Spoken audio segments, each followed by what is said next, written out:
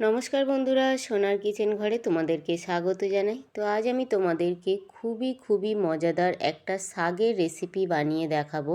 তো এই রেসিপির ভিডিওটি পুরো দেখার অনুরোধ রইল। আর রেসিপিটি যদি ভালো লাগে কমেন্ট করো, লাইক শেয়ার সাবস্ক্রাইব করে আমার পাশে থেকো। যারা এখনও পর্যন্ত আমার চ্যানেলটিকে সাবস্ক্রাইব করেছো তাদেরকে অসংখ্য ধন্যবাদ।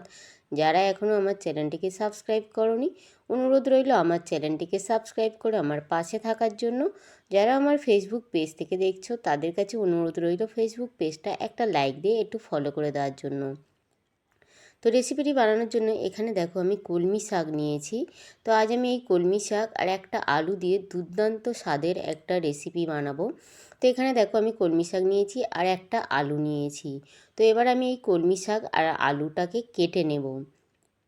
তো কলমি শাকটাকে দেখো আমি কিভাবে কাটছি। কলমি শাকটা কিন্তু আমি একটু বড় সাইজ করে কাটবো। তো প্রথমে দেখো এই ডাঁটাগুলো আমি একটু কেটে বাদ দিলাম, যেহেতু এটা একটু শক্ত ছিল যার জন্য আমি এই ডাঁটাগুলো একটু কেটে বাদ দিলাম। বাদ দেওয়ার পরে এবারে দেখো এই কলমি শাকগুলো আমি একটু বড় করে কলমি শাকগুলো আমি কেটে নেব। তো এই রেসিপিটা বানানোর জন্য একটু এইভাবে বড় করে কেটে নিতে হবে।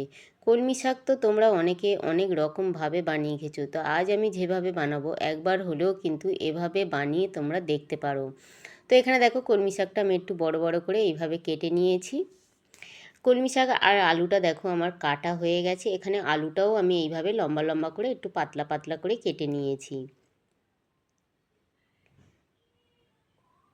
তো এবারে দেখো আমি গ্যাসের মধ্যে একটা কড়াই বসিয়ে দিয়েছি। ওই কড়াইয়ের মধ্যে আমি অল্প পরিমাণে একটু সর্ষের তেল দিয়ে দিলাম। সর্ষের তেলটা আমি খুব ভালো করে গরম করে নেব। সর্ষের তেলটা খুব ভালোভাবে গরম হয়ে যাওয়ার পরে ওই তেলের মধ্যে আমি একটা পেঁয়াজ লম্বা করে কেটে নিয়েছিলাম, ওই পেঁয়াজটা আমি দিয়ে দিলাম। পেঁয়াজটা দিয়ে পেঁয়াজটা আমি একটু নাড়াচাড়া করে ভেজে নিলাম লাল করে। তো এখানে দেখো পেঁয়াজটা কিন্তু হালকা লাল করে ভাজা হয়ে গেছে। এবার এই পেঁয়াজ ভাজার মধ্যে আমি যে আলুটা নিয়েছিলাম ওই আলুটা দিয়ে দিলাম, কাটা আলুটা দিয়ে দিলাম। কাটা আলুটা দিয়েই পেঁয়াজের সঙ্গে আমি একটু নাড়াচাড়া করে নেব।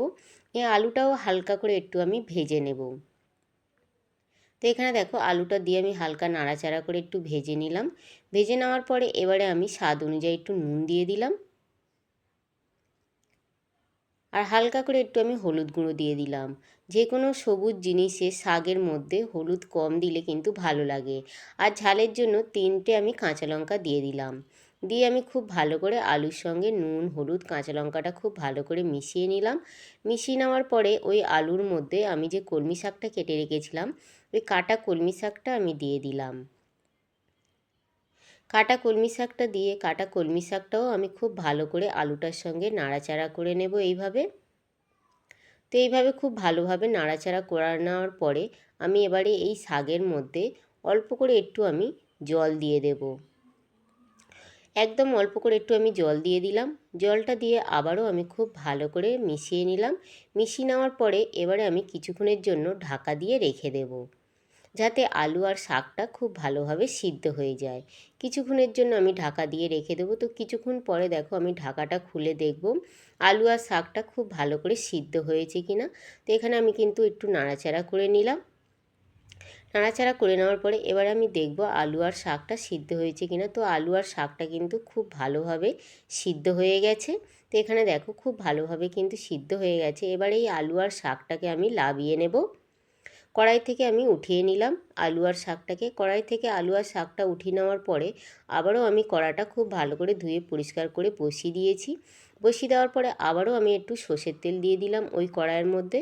সর্ষের তেলটা খুব ভালোভাবে গরম হয়ে যাওয়ার পরে ওই তেলের মধ্যে আমি একটু রাঁধুনি ফোড়ন দিলাম আর দুটো আমি শুকনো লঙ্কা ফোড়ন দিয়ে দিলাম।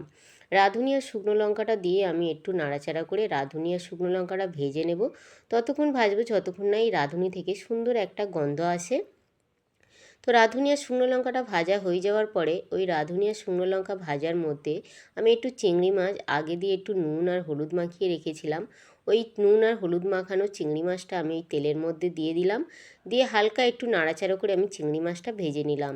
খুব বেশি কিন্তু কড়া করে ভাজবো না, হালকা একটু নাড়াচাড়া করে চিংড়ি মাছটা ভেজে নেওয়ার পরে ওই চিংড়ি মাছ ভাজার মধ্যে আমি আগে দিয়ে যে আলু আর কলমি শাকটা সিদ্ধ করে নিয়েছিলাম ওই সিদ্ধ করে রাখা আলু আর কলমি শাকটা আমি দিয়ে দিলাম।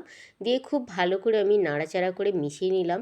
মিশিয়ে নেওয়ার পরে 3 থেকে 4 মিনিট আবারও আমি এই চিংড়ি মাছের সঙ্গে এই আলু আর কলমি শাকটা খুব ভালো করে ফুটিয়ে নিলাম।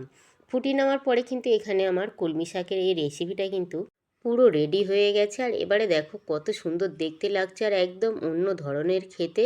তো এখানে দেখো লাবানোর আগে আমি হালকা করে একটু চিনি দিয়ে দেবো, যেহেতু এটা একটা শাক, শাকের মধ্যে একটু চিনি না দিলে খেতে কিন্তু ভালো লাগে না। তবে তোমাদের যদি চিনিটা পছন্দ না হয় তোমরা কিন্তু নাও দিতে পারো।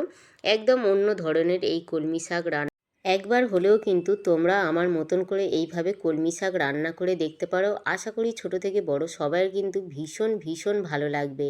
তো এখানে দেখো আমার কিন্তু পরিবেশন করার জন্য পুরো কলমি শাকটা রেডি হয়ে গেছে। এবারে আমি পরিবেশন করার জন্য তুলে নেব। আর গরম গরম ভাতের সঙ্গে তো অসাধারণ লাগে। তো এখানে দেখো আমি পরিবেশন করে দিয়েছি আর কত সুন্দর দেখো দেখতে লাগছে, আর খেতেও কিন্তু দুর্দান্ত হয়েছিল। তো তোমরাও কিন্তু এভাবে একবার হলেও কিন্তু বানিয়ে দেখতে পারো। আশা করি সবাইয়ের ভীষণ ভীষণ ভালো লাগবে।